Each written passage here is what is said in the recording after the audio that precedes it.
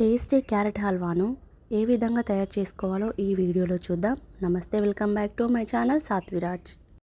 ముందుగా స్టవ్ వెలిగించుకొని ప్యాన్ పెట్టుకొని ప్యాన్ కొద్దిగా హీట్ అయ్యాక ఒక స్పూన్ నెయ్యి యాడ్ చేసుకొని ఒక చిన్న కప్పు సైజు డ్రై ఫ్రూట్స్ వేసుకొని వేయించుకోవాలి.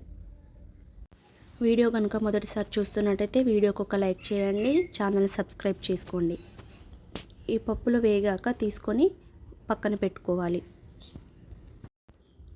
పప్పులు మొత్తం తీసుకొని పక్కన పెట్టుకున్నాక ఇదే ప్యాన్లో ఒక స్పూన్ నెయ్యి వేసుకొని నెయ్యి కరిగినాక అందులో ఒక టూ కప్స్ దాకా క్యారెట్ తురుము అనేది వేసుకొని పచ్చివాసన పోయేదాకా వేయించుకోవాలి. ఇక్కడ నేను వచ్చేసి స్వీట్ క్యారెట్ తీసుకున్నాను. మనకు రెడ్ కలర్లో ఉంటుంది కదా, ఆ క్యారెట్ తీసుకున్నాను. నార్మల్గా దొరికే క్యారెట్ కాదు ఇది కొద్దిగా స్వీట్గా ఉంటుంది వాటికంటే, అందుకని నేను ఈ క్యారెట్ తీసుకున్నాను. టేస్ట్ కూడా చాలా బాగుంటుంది హల్వాకి. సో ఈ కలర్ చేంజ్ అవుతుంది వేయించుకునే కొద్దీ. ఇలా కలర్ చేంజ్ అయ్యాక మనం ఇక్కడ కప్పున్నర పాలు అనేటివి యాడ్ చేసుకుంటే పాలల్లో కొద్దిసేపు అనేది మగ్గించుకుంటేనే మనకు క్యారెట్ హల్వా టేస్ట్ అనేది చాలా బాగుంటుంది. ఒక 5 మినిట్స్ మనం పాలు కలుపుకుంటూ వేసుకోవాలి. కప్పున్నర పాలు అనేటివి నాకు ఇక్కడ పట్టావి.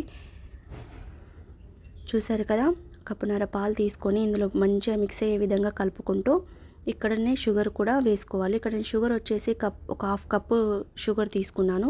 ఇది నేను తీసుకున్నది స్వీట్ క్యారెట్ కాబట్టి ఒక హాఫ్ కప్ పడుతుంది. మీరు నార్మల్ క్యారెట్ తీసుకుంటే 3/4 కప్పు దాకా షుగర్ యాడ్ చేసుకోండి. షుగర్ కూడా మొత్తం మెల్ట్ అయ్యే విధంగా కలుపుకున్నాక ఇలాచీ పౌడర్ కూడా యాడ్ చేసుకోవాలి.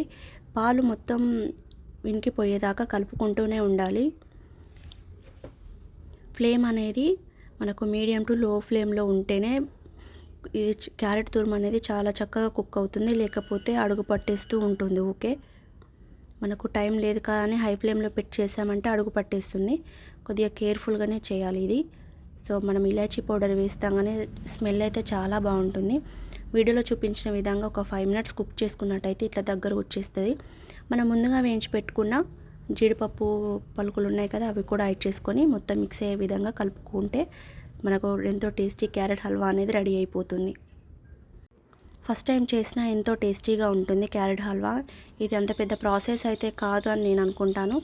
సో ఫస్ట్ టైం చేసినా సక్సెస్ఫుల్గా ఉంటుంది. కాకపోతే ఏంటంటే నాకు షుగర్ అనేది కరెక్ట్గా లేకపోతే స్వీట్ అవుతుంది, లేకపోతే చప్పగా ఉంటుంది. సో ఇది ఒక్కటి మెజర్మెంట్ తెలిస్తే సరిపోతుంది.